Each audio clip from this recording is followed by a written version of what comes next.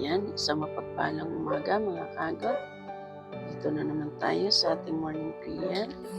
Basa po muna tayo ng salita ng Diyos dito sa Kawikaan, chapter 16, verse 1. Sabi niya rito, na sa tao ang pag-iisip at pagbabalak, ngunit ang tagumpay ay sa Diyos nagbubuhat.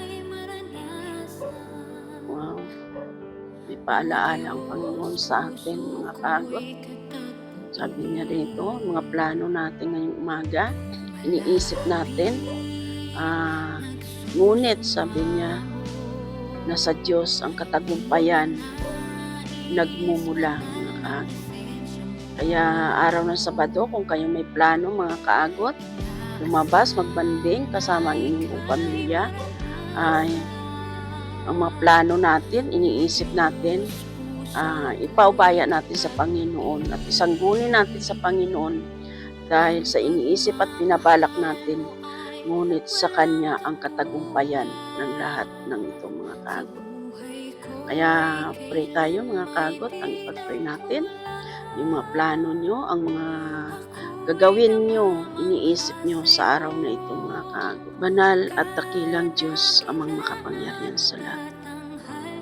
Kami lang, Panginoon, ay lubos na lumalapit, nananalig ng palataya sa umagang ito, Panginoon. Ano man ang aming mga plano sa araw na ito, Panginoon, iniisip namin, binabalak namin, Panginoon, pinapaubaya at pinagkatiwala namin ito sa iyo, Panginoon Lord Jesus, na ikaw ang manguna sa aming puso, sa aming isip, Panginoon Lord. Mapag-isipan namin ng tama ang aming mga gagawin sa araw na ito. At patuloy naming isinasangguni sa iyo, Panginoon, ang mga plano namin sa araw na ito. Sabi mo, Panginoon, na sa iyo ang katagumpayan ng lahat ng ito, Panginoon. Kaya Lord God, patuloy mong samahan, kabiyak-ingatan ang lahat ng mga pamilya na nag-iisip at nagbabalak magkaroon ng banding kasama ng kanilang mga anak. At buong pamilya, Panginoon, patnubayan niyo sila, Panginoon, ang mga iniisip nila at pinabalak nila, Panginoon. Ikaw ang siyang magtatagumpay sa kanilang buhay, Panginoon. Patuloy ikaw, Diyos, maghari sa bawat puso nila, sa isip nila, na ang mga pinabalak at iniisip ay maging karapat-dapat at tama sa iyong paningin, Panginoon. Ingatan mo, Panginoon, ang bawat pamilya na magkaroon ng banding pamilya araw ng Sabado, kasama ng kanilang mga anak.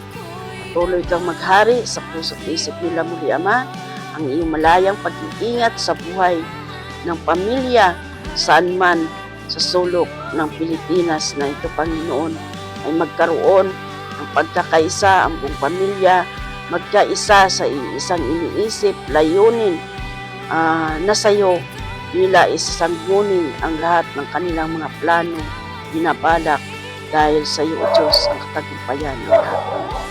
Maraming salamat muli, Ama, sa umagang ito, sa oras nito, sa iyong mga biyaya, sa kalakasan, kalusugan, ipinagkaloob mo sa buhay ko at sa buhay din ng buong pamilya ko.